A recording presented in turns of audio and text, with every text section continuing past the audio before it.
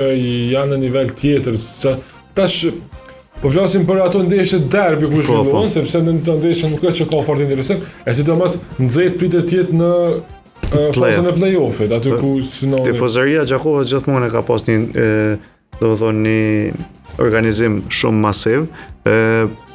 Përveç kuqezinëve të Jakovës, të cilët janë një grup shumë entuziast ndaj sportit, është edhe pjesa tjetër e qytetit që janë tifozë neutral në krahasim me tifozërinë dhe klubin, po janë tifozë kështu të përditshëm, të cilët dojnë sportin, janë edhe sportit dhe vinë e përkrojnë ekipin. Atëherë kur kuqezinët e Jakovës, domethënë, janë në sallë bashkë me pjesën tjetër sallë, krijohet një atmosferë shumë e mirë.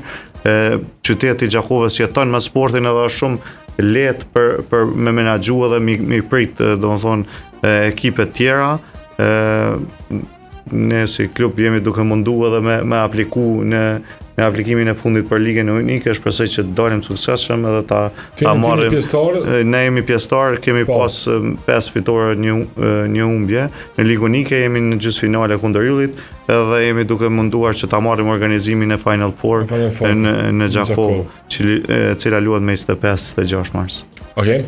Në fakt këto muajt mars, prill, janë muajt ku më shumë të ka aktivitete basketbolli, nis play-off, nis play-off e ligës unike. Se përket kundërshtarëve, kështë një si kundërshtarë më të fortë në basketboll? Si vjet liga e basketbollit është shumë interesant, po mendoj që 3 ekipet të cilët janë organizuar janë Trepça, Bashkimi dhe Prishtina. Unë mendoj që ato treshja e parë janë si vjet që kanë pak një dallim pak më të madh me ekipet tjera, po unë mendoj që 6 ekipet ose 8 ekipet si vjet Superligës janë shumë me dallime shumë të vogla. Domethënë ne dimë që para 2 gjyrës edhe Bora ka triumfu kundër Trepçës, edhe Ylli në vendin e 6 ka triumfu kundër Trepçës, kështu që unë mendoj që nuancat e vogla do të ndikojnë edhe në play-off edhe nuk ka favorit?